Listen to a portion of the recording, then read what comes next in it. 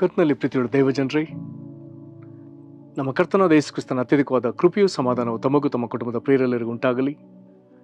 ಹೃದಯಂಗಮ ಮಾತು ಎನ್ನುವ ಈ ವಾಕ್ಯದಾನದ ಸರಣಿಯಲ್ಲಿ ಈ ತಿಂಗಳು ನಾವು ಧ್ಯಾನಿಸಲಿಕ್ಕಿರುವಂಥ ವಿಷಯ ಪಾಪ ಕ್ಷಮಾಪಣೆಯ ನಿಶ್ಚಯ, ಭರವಸೆ ಮತ್ತು ಪ್ರಾರ್ಥನೆ. ಅಂದರೆ ಪಾಪ ಕ್ಷಮಾಪಣೆಯ ನಿಶ್ಚಯ, ಪಾಪ ಕ್ಷಮಾಪಣೆಯ ಭರವಸೆ ಮತ್ತು ಪಾಪ ಕ್ಷಮಾಪಣೆಗಾಗಿ ಪ್ರಾರ್ಥನೆ, ಇವುಗಳನ್ನ ಆಧರಿಸಿದ ವಾಕ್ಯಗಳನ್ನು ನಾವು ದಿನಕ್ಕೆ ಒಂದರಂತೆ ಧ್ಯಾನಿಸಲಿಕ್ಕಿದ್ದೇವೆ.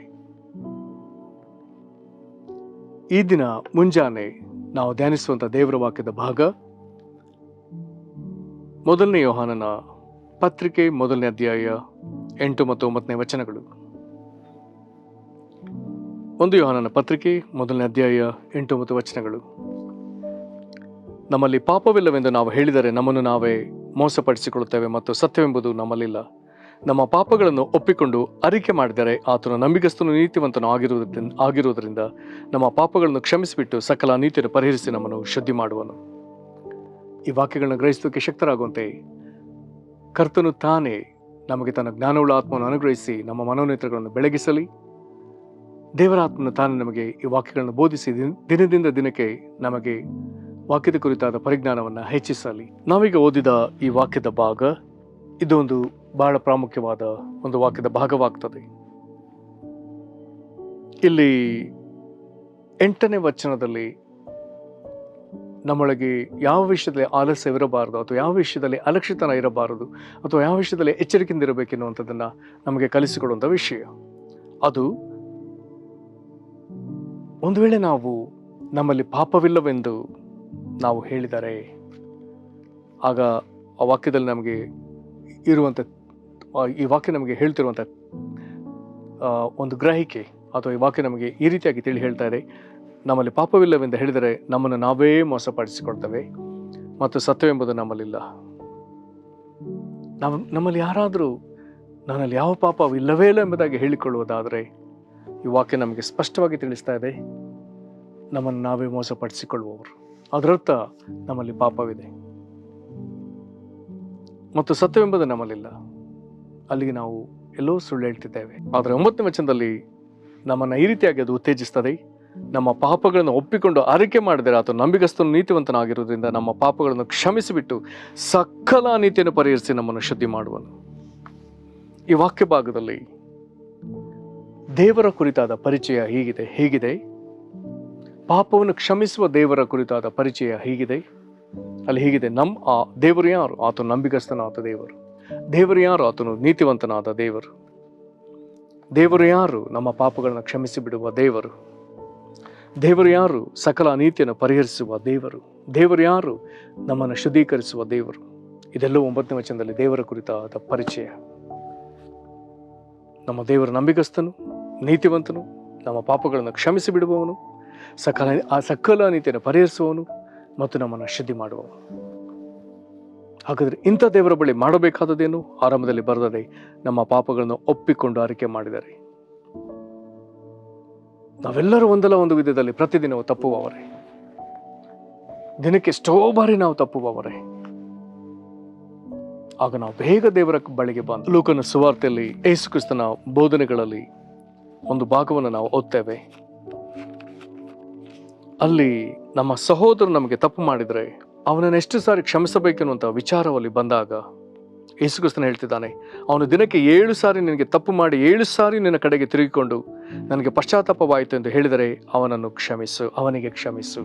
ಹಾಗಾದರೆ ಒಬ್ಬ ಮನುಷ್ಯನು 7 ಸಾರಿ ತಪ್ಪು ಮಾಡಿಯೂ ಆತನು ಯಾರಿಗೆ ತಪ್ಪು ಮಾಡಿದಾನೆ ಅವನ ಬಳಿಗೆ ಬಂದು 7 ಸಾರಿಯೂ ಕ್ಷಮೆ ಕೇಳುವಾಗ ಯೇಸು ಕ್ರಿಸ್ತನು ಹೇಳ್ತಿದ್ದಾನೆ, ಅಷ್ಟು ಬಾರಿ ಕ್ಷಮಿಸು. ಒಂದು ವೇಳೆ ಆ ತಪ್ಪು ಮಾಡುವ ಮನುಷ್ಯನು ಈ ದಿನವೂ 7 ಬಾರಿ ತಪ್ಪು ಮಾಡಿದ, ನಾಳೆಯೋ ಹಾಗೆ ಮಾಡಿದ, ಅದರ ನಂತರದ ದಿನವೂ ಹಾಗೆ ಮಾಡಿದ, ಆದರೆ ಪ್ರತಿದಿನವಾಗಿ ದಿನಕ್ಕೆ ಅನೇಕ ಸಾರಿ ತಪ್ಪು ಮಾಡಿ ಪ್ರತಿ ಸಾರಿ ಬಂದು ಕ್ಷಮೆ ಕೇಳುವಾಗ ಯೇಸು ಕ್ರಿಸ್ತನು ಹೇಳ್ತಿದ್ದಾನೆ, ಕ್ಷಮಿಸು. ಅವನು ಯಾವಾಗಲೂ ತಪ್ಪು ಮಾಡ್ತಿದ್ದಾನೆ ಎಂಬುದಾಗಿ ಅವನನ್ನು ಹಂಗಿಸದೆ, ಮೂದಲಿಸದೆ, ಅವನು ತನ್ನ ಪಾಪವನ್ನು ಆತನು ಒಪ್ಪಿಕೊಂಡು ಗ್ರಹಿಸಿ ಕ್ಷಮೆ ಕೇಳುವಾಗೆಲ್ಲ ಕ್ಷಮಿಸು ಅಂತಾನೆ. ಹಾಗಿದ್ದರೆ ಹೀಗೆ ನಮಗೆ ಬೋಧನೆ ಮಾಡಿದ ದೇವರು ಆತನು ಸಹ ನಾವು ನಮ್ಮ ಪಾಪವನ್ನು ಹೇಳಿಕೊಳ್ಳುವಾಗೆಲ್ಲ ಒಪ್ಪಿಕೊಳ್ಳುವಾಗೆಲ್ಲ ಕ್ಷಮಿಸುವ ದೇವರು. ಮನುಷ್ಯರಾದ ನಮಗೆ ಈ ರೀತಿಯಾಗಿ ಕಲಿಸಿದ ದೇವರು, ನಾವು ತಪ್ಪುವಾಗಲ್ಲ ಆತನ ಬಳಿಗೆ ಬಂದು, ದೇವರೇ ನಾನು ಮಾಡಿದ ತಪ್ಪು ಎಂಬುದಾಗಿ, ನಾನು ಇಂತಿಂಥ ತಪ್ಪುಗಳನ್ನ ಮಾಡಿದೆ, ಇಂತಿಂಥ ಆಲೋಚನೆಗಳಲ್ಲಿ ತಪ್ಪು ಮಾಡಿದೆ, ನನ್ನ ನೋಟದಲ್ಲಿ ಇಂಥ ತಪ್ಪು ಮಾಡಿದೆ, ನನ್ನ ಆಲಿಸುವಿಕೆಯಲ್ಲಿ ಇಂಥ ತಪ್ಪು ಮಾಡಿದೆ, ನನ್ನ ಬಾಯಿಯ ಮಾತಿನಿಂದ ಇಂಥ ತಪ್ಪು ಮಾಡಿದೆ, ನನ್ನ ಶರೀರದ ಅಂಗಗಳಲ್ಲಿ ನಾನು ಈ ರೀತಿಯಾಗಿ ತಪ್ಪು ಮಾಡಿದೆ, ನನ್ನ ನುಡಿಗಳಲ್ಲಿ ಹೀಗೆ ನಾನು ತಪ್ಪು ಮಾಡಿದೆ ಎಂಬುದಾಗಿ ಹೇಳುವಾಗಲ್ಲ, ಒಪ್ಪಿಕೊಳ್ಳುವಾಗಲ್ಲ, ಮಾನಸಾಂತರ ಪಡುವಾಗಲ್ಲ ಆತನು ಕ್ಷಮಿಸುವ ದೇವರು. ಹಾಗಾಗಿ ವಾಕ್ಯದಲ್ಲಿ ನೇರವಾಗಿ ಬರ್ತದೆ, ನಮ್ಮ ಪಾಪಗಳನ್ನು, ಬಹುವಚನ ಪಾಪಗಳನ್ನು ಒಪ್ಪಿಕೊಂಡು ಅರಿಕೆ ಮಾಡಿದರೆ, ಇದು ಪ್ರಾಮುಖ್ಯವಾದ ವಿಷಯ. ಹೃದಯದಲ್ಲಿ ಒಪ್ಪಿಕೊಂಡದನ್ನು ದೇವರ ಮುಂದೆ ಬಾಯಿಂದ ಅರಿಕೆ ಮಾಡಬೇಕು. ಅದು ದೇವರ ಮುಂದೆ ಬಂದೆ ಬಾಯಿಂದ ಅದನ್ನು ಒಪ್ಪಿಕೊಂಡು ಬಾಯಿಂದ ಅರಿಕೆ ಮಾಡಬೇಕು. ದೇವರೇ, ನಾನು ಇಲ್ಲಿ ಇಂಥ ವಿಭಾಗದಲ್ಲಿ ತಪ್ಪಿತಸ್ಥನಾಗಿದ್ದೇನೆ, ನನ್ನನ್ನು ಕ್ಷಮಿಸು. ಆಗ ನಮ್ಮ ಪಾಪಗಳನ್ನು ಒಪ್ಪಿಕೊಂಡು ಅರಿಕೆ ಮಾಡಿದರೆ, ಈಗ ದೇವರೇನು ಮಾಡ್ತಾನೆ, ಆತನು ನಂಬಿಗಸ್ತನು, ಪಾಪವನ್ನು ಕ್ಷಮಿಸೋದ್ರಲ್ಲಿ ನಂಬಿಗಸ್ತನು. ಪಾಪ ಮಾಡಿದ ನಮಗೆ ತನ್ನ ನೀತಿಯನ್ನು ಕೊಡುವ ಆತನು ನೀತಿವಂತನು. ಆತನ ಅಂಥವನಾಗಿರುವುದರಿಂದ ನಮ್ಮ ಪಾಪಗಳನ್ನು ಕ್ಷಮಿಸಿಬಿಟ್ಟು, ಮುಂದಿನ ಮಾತು ಬಹಳ ಸೊಗಸಾಗಿದೆ, ಸಕಲ ಅನೀತಿಯನ್ನು ಪರಿಹರಿಸಿ, ನಮ್ಮಲ್ಲಿ ಯಾವ ಯಾವ ವಿಧದ ಅನೀತಿಗಳಿದೆಯೋ ಅದೆಲ್ಲವನ್ನು ಪರಿಹರಿಸುವ ದೇವರು, ಪರಿಹರಿಸಿ ನಮ್ಮನ್ನು ಶುದ್ಧಿ ಮಾಡುವನು ಮತ್ತು ನಮ್ಮನ್ನು ಶುದ್ಧೀಕರಿಸುವ ದೇವರು. ಪ್ರಿಯರೇ, ಇದೊಂದು ಬಹಳ ಆದರಣೆ ಕೊಡುವಂಥ ವಾಕ್ಯ. ಪ್ರಪಂಚದಲ್ಲಿ ಇಂದಿಗೂ ತವಕ ಪಡುವಂಥ ವಿಷಯ. ತಮ್ಮ ಜೀವಮಾನದಲ್ಲಿ ಅವ್ರು ಮಾಡಿದ ಪಾಪಗಳನ್ನೆಲ್ಲ ನೆನೆಸಿ ಕೊರಗ್ತಾ, ಈ ನನ್ನ ತಪ್ಪಿನಿಂದ ನನ್ನನ್ನು ಕ್ಷಮಿಸುವವರು ಯಾರು, ಅಥವಾ ನನಗೆ ಬಿಡುಗಡೆ ಕೊಡುವವರು ಯಾರು? ಅನೇಕರಿಗೆ ಇನ್ನು ಗೊತ್ತಾಗ್ಲಿಲ್ಲ ಕ್ಷಮಿಸುವ ದೇವರಿದ್ದಾನೆಂಬುದಾಗಿ. ನಮ್ಮ ಭಾರತ ದೇಶ ಕಂಡಂತ ಒಬ್ಬ ಅಪ್ರತಿಮ ದೇವರ ಸೇವಕರು ಡಾಕ್ಟರ್ DJ ದಿನಕರನ್ ಅಯ್ಯನವರು, ಅವ್ರಿಗೆ ಪ್ರತಿ ದಿವಸವೂ ಸಾವಿರಾರು ಪತ್ರಗಳು ಬರ್ತಿತ್ತು. ಅದರಲ್ಲಿ ಒಮ್ಮೆ ಒಂದು ಪತ್ರ ಬಂದಿತ್ತು, ಅನೇಕ ಪುಟಗಳ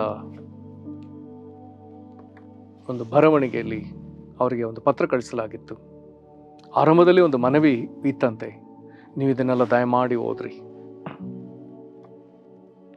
ಅವರು ಒಂದು ಸಂದೇಶದಲ್ಲಿ ಹೇಳ್ತಾರೆ, ಓದ್ಲಿಕ್ಕೆ ಸಾಧ್ಯವಿಲ್ಲದ, ಕೇಳಲಿಕ್ಕೆ ಸಾಧ್ಯವಿಲ್ಲದ ಸಂಗತಿಗಳಲ್ಲಿತ್ತು. ಅಂದ್ರೆ ಅಷ್ಟೊಂದು ಆ ಮನುಷ್ಯನ ಎಸಗಿದ ಅಪರಾಧಗಳನ್ನು ಹಾಗೇ ಆತನು ಬರೆದಿದ್ದ. ಆದ್ರೆ ಮನವಿ ಮಾಡಿದೆ, ಇದನ್ನೆಲ್ಲ ದಯವಿಟ್ಟು ಓದ್ರಿ. ಅವುಗಳನ್ನೆಲ್ಲ ಆತನು ತನ್ನ ಜೀವಮಾನದಲ್ಲಿ ಮಾಡಿದ ಅನೇಕ ಅಪರಾಧಗಳನ್ನೆಲ್ಲ ಆ ಪತ್ರದಲ್ಲಿ ಬರೆದು, ಕಡೆಗೆ ಆತನ ಒಂದು ಪ್ರಶ್ನೆ ಇತ್ತು, ಇದಕ್ಕೆ ನನಗೆ ಕ್ಷಮಾಪಣೆ ಬೇಕು, ನನಗೆ ಕ್ಷಮಾಪಣೆ ಇದೆಯೋ? ಕೆಲವರು ನೇರವಾಗಿ ಕೇಳುವ ಪ್ರಶ್ನೆ ಇದೆ, ನನ್ನ ಜೀವಮಾನದಲ್ಲಿ ನಾನು ಎಸಗಿದ ಅಪರಾಧಗಳಿಗೆಲ್ಲ ಕ್ಷಮಾಪಣೆ ಇದೆಯೋ? ಕೆಲವರು ಅನೇಕ ತಪ್ಪುಗಳನ್ನು ಮಾಡಿ ಕ್ಷಮಿಸುವರು ಇದ್ದಾರೋ ಎಂಬುದಾಗಿ ಅರಿಯದೆ, ಆ ತಪ್ಪುಗಳು, ಪಾಪಗಳು ಅವರ ಕಣ್ಣೆದುರುಗಡೆ ಬರುವಾಗ ಭಯದಿಂದಲೇ, ತಾವು ಎಸಗಿದ ಪಾಪ ಅವರ ಮನಸ್ಸಾಕ್ಷಿಯನ್ನು ಚುಚ್ಚುವಾಗ ಆ ವೇದನೆಯಿಂದಲೇ ಕುಗ್ಗಿದವರಾಗಿ ಎಷ್ಟೋ ಜನ ಕ್ಷಮಿಸುವ ದೇವರನ್ನು ಅರಿಯದೆ ತಮ್ಮ ಜೀವನವನ್ನು ಮುಗಿಸಿದವರಿದ್ದಾರೆ. ಆ ದೇವರಿಗೆ ಸ್ತೋತ್ರ, ಕ್ಷಮಿಸುವ ದೇವರಿದ್ದಾನೆ. ಈ ವಾಕ್ಯ ಸ್ಪಷ್ಟವಾಗಿ ಹೇಳ್ತದೆ, ನಮ್ಮ ಪಾಪಗಳನ್ನು ಕ್ಷಮಿಸಿಬಿಟ್ಟು ಸಕಲ ಅನೀತಿಯನ್ನು ಪರಿಹರಿಸಿ ನಮ್ಮನ್ನು ಶುದ್ಧಿ ಮಾಡುವನು. ಇದು ದೇವರು, ಸತ್ಯವೇದದ ದೇವರು, ನಮ್ಮ ಕರ್ತನಾದ ಯೇಸು ಕ್ರಿಸ್ತನಲ್ಲಿ ನಮಗೆ ದೊರಕಿದ ಪರಲೋಕದ ತಂದೆ, ಕ್ಷಮಿಸುವ ದೇವರು ಈತ ನಮಗಿದ್ದಾನೆ. ಪ್ರೇರೆ, ನಮ್ಮ ಒಳಗಿದ್ದು ನಮ್ಮನ್ನು ಚುಚ್ಚುವ, ನಮ್ಮ ಕಣ್ಣೆದುರುಗಡೆ ಯಾವಾಗಲೂ ನಿಲ್ಲುವ, ನಮ್ಮ ಜ್ಞಾಪಕದಲ್ಲಿ ನಮ್ಮನ್ನು ಯಾವಾಗಲೂ ಕಾಡುವ ಪಾಪಗಳನ್ನು ನಾವು ಒಳಗಿಟ್ಟುಕೊಳ್ಳದೆ ಈಗಲೇ ದೇವರ ಬಳಿಗೆ ಬಂದು ಆತನ ಬಳಿ ನಮ್ಮ ಪಾಪಗಳನ್ನ ಹೇಳಿಕೊಂಡು ಕರ್ತನ ನಮ್ಮನ್ನು ಕ್ಷಮಿಸೆಂಬುದಾಗಿ ಆತನನ್ನು ಅಂಗಲಾಚುವುದು ನಾವು ಜವಾಬ್ದಾರಿಯಿಂದ ಮಾಡಬೇಕಾದ ಕೆಲಸವಾಗಿದೆ. ಆತನ ಮುಂದೆ ಹೇಳಿಕೊಳ್ಳುವಾಗ ಆತನ ಅವುಗಳನ್ನೆಲ್ಲ ಕ್ಷಮಿಸ್ತಾನೆ. ಪ್ರೇರೆ, ತಡ ಮಾಡದೆ ಕಾರ್ಯವನ್ನು ಮಾಡ್ರಿ. ಪ್ರಾರ್ಥನೆ ಮಾಡೋಣ. ಕೃಪೆಯ ತಂದೆಯೇ, ನಿನ್ನ ವಾಕ್ಯದಲ್ಲಿ ಇದನ್ನು ನಾವು ಓದಿದ್ದೇವೆ, ನಮ್ಮಲ್ಲಿ ಪಾಪವಿಲ್ಲವೆಂದು ಹೇಳಿಕೊಟ್ರೆ ನಮ್ಮನ್ನು ನಾವೇ ಮೋಸಪಡಿಸಿಕೊಳ್ತೇವೆ ಮತ್ತು ಸತ್ಯವಂತ ನಮ್ಮಲ್ಲಿಲ್ಲ. ನಮ್ಮ ಪಾಪಗಳನ್ನು ಒಪ್ಪಿಕೊಂಡು ಅರಿಕೆ ಮಾಡಿದರೆ ಆತ ನಂಬಿಗಸ್ತ ನೀತಿವಂತನಾಗಿರೋದ್ರಿಂದ, ದೇವರೇ ನೀನು ನಂಬಿಗಸ್ತ ನೀತಿವಂತನಾಗಿರೋದ್ರಿಂದ ನಮ್ಮ ಪಾಪಗಳನ್ನು ಕ್ಷಮಿಸಿಬಿಟ್ಟು ಸಕಲ ನೀತಿಯನ್ನು ಪರಿಹರಿಸುವ ದೇವರು ನೀನು, ನಮ್ಮನ್ನು ಶುದ್ಧಿ ಮಾಡುವ ದೇವರು ನೀನು. ಕರ್ತನೇ, ನಾವಿನ್ನೂ ಅರಿಕೆ ಮಾಡದಿರುವಂತಹ ಒಂದೊಂದು ಪಾಪಗಳು, ನಾವು ಚಿಕ್ಕಂದಿನಿಂದ ಬಾಲ್ಯಾರಭ್ಯ ನಾವು ಮಾಡಿದ ಪಾಪ ಮೊದಲುಗೊಂಡು ಇಂದಿನವರೆಗೂ ಕರ್ತನೆ ನಾವು ತಿಳಿದು ತಿಳಿದೇ ಮಾಡಿದ ಪ್ರತಿ ಪಾಪಗಳನ್ನ ನಿನ್ನ ಮುಂದೆ ನಾವು ಒಪ್ಪಿಕೊಳ್ತೇವೆ. ದೇವಾದಿ ದೇವನೇ, ಬೆಂಕಿ ಅಂತ ಕಣ್ಣುಗಳುಳ್ಳವನೇ, ಮನುಷ್ಯರ ಅಂತರೇಂದ್ರಿಯವನ್ನು ಪರೀಕ್ಷಿಸುವ ದೇವರೇ, ಕರ್ತನೆ, ನಿನ್ನ ಎದುರು ನಮ್ಮ ಜೀವಿತವಲ್ಲ ಬಟ್ಟ ಬಯಲಾಗಿರುವಲ್ಲಿ ನಿನ್ನ ಮುಂದೆ ನಾವು ಯಾವೊಂದು ಪಾಪವನ್ನು ಮುಚ್ಚಿಡದೆ, ದೇವರೇ, ನೀನು ನಮ್ಮ ಮನಸ್ಸಿನ ಯೋಚನೆಗಳನ್ನ ಹಿಡಿದು ನ್ಯಾಯ ತೀರಿಸುವ ದೇವರಾದದ್ರಿಂದ ನಮ್ಮ ಮನಸ್ಸಿನ ಯೋಚನೆ ಮೊದಲುಗೊಂಡು, ಹೃದಯದಲ್ಲಿರುವಂಥ ಕಪಟತನಗಳು ಮೊದಲುಗೊಂಡು, ನಾವು ಎಸಗಿದ ಶರೀರದಲ್ಲಿ ಎಸಗಿದ ಎಲ್ಲ ಪಾಪ ಮೊದಲುಗೊಂಡು ನಿನ್ನ ಮುಂದೆ ಎಲ್ಲವನ್ನು ಒಪ್ಪಿಕೊಳ್ತೇವೆ. ನಮ್ಮನ್ನು ದಯಮಾಡಿ ಕ್ಷಮಿಸಿರಿ. ಕ್ಷಮಿಸುವ ದೇವರೇ, ನಮ್ಮ ಪಾಪವನ್ನು ಕ್ಷಮಿಸಿದಲ್ಲಿ ನಂಬಿಕಸ್ಥನಾದ ದೇವರೇ, ನಮ್ಮ ಪಾಪಗಳನ್ನ ಪರಿಹರಿಸಿ ನಮ್ಮನ್ನು ನೀತಿಗೊಳಿಸುವ ನೀತಿವಂತನಾದ ದೇವರೇ, ನಮ್ಮ ಪಾಪಗಳನ್ನು ಕ್ಷಮಿಸಿ ಬಿಡುವ ದೇವರೇ, ಸಕಲ ನೀತಿಯನ್ನು ಪರಿಹರಿಸುವ ದೇವರೇ, ಶುದ್ಧೀಕರಿಸುವ ದೇವರೇ, ನಿನ್ನ ಪಾದಗಳಿಗೆ ಬೀಳ್ತೇವೆ. ನಮ್ಮನ್ನು ತಂದೆ ಕ್ರಿಸ್ತ ಯೇಸುವಿನಲ್ಲಿ ಕ್ಷಮಿಸಿರಿ. ಕರ್ತನಾದ ಯೇಸುವೆ, ನಮಗೂ ನಮ್ಮನ್ನು ಶುದ್ಧೀಕರಿಸುವಂತೆ ಕಲ್ವಾರಿ ಶಿಲುಬೆಯಲ್ಲಿ ಸುರಿಸಿದ ರಕ್ತದಿಂದ ನಮ್ಮ ತೊಳೆದು ಶುದ್ಧೀಕರಿಸಿರಿ. ನಮ್ಮ ಹಿಂದಿನ ಕಾಲದ ಪಾಪಗಳು, ಈಗ ಇರುವಂಥ ಪಾಪಗಳು, ದೇವರೇ, ಎಲ್ಲವನ್ನ ನೀನು ಕ್ಷಮಿಸಿಬಿಟ್ಟು ದೇವರೇ, ನಿನಗಾಗಿ ನಾವು ಒಂದು ಪರಿಶುದ್ಧ ಜೀವಿತವನ್ನು ಜೀವಿಸುವುದಕ್ಕೆ, ನೀತಿಯಿಂದ ಜೀವಿಸೋದಕ್ಕೆ ನಮ್ಮನ್ನು ಶುದ್ಧೀಕರಿಸಿರಿ. ನಿನ್ನೊಂದಿಗೆ ಐಕ್ಯತೆಯಲ್ಲಿ ಜೀವಿಸೋದಕ್ಕೆ ನಮಗೆ ನಿನ್ನ ಪರಿಶುದ್ಧತೆಯನ್ನು, ನಿರ್ಮಲ ಹೃದಯವನ್ನು, ನಿರ್ಮಲ ಚಿತ್ತವನ್ನು ಅನುಗ್ರಹಿಸಿರಿ. ಶುದ್ಧ ಹೃದಯವನ್ನು ಅನುಗ್ರಹಿಸಿರಿ. ನೂತನ ಸ್ವಭಾವ ನಮ್ಮಲ್ಲಿ ಹುಟ್ಟಿಸುವ ದೇವರೇ, ಶುದ್ಧ ಹೃದಯ ನಿರ್ಮಿಸುವ ದೇವರೇ, ನಮ್ಮನ್ನು ಆಶೀರ್ವದಿಸಿರಿ. ನಿನಗೆ ಮಹಿಮೆ ಆಗಲಿ. ಈ ಪ್ರಾರ್ಥನೆಯನ್ನು ಕರ್ತನ ಬಹು ಹಂಬಲದಿಂದ ನಮ್ಮ ಕರ್ತನಾದ ಯೇಸು ಕ್ರಿಸ್ತನ ಹೆಸರಲ್ಲಿ ಬೇಡಿದ್ದೇವೆ ನಮ್ಮ ತಂದೆಯೇ, ಆಮೇನ್. ಕರ್ತ ನಿಮ್ಮನ್ನು ಆಶೀರ್ವದಿಸಲಿ. ವಂದನೆ.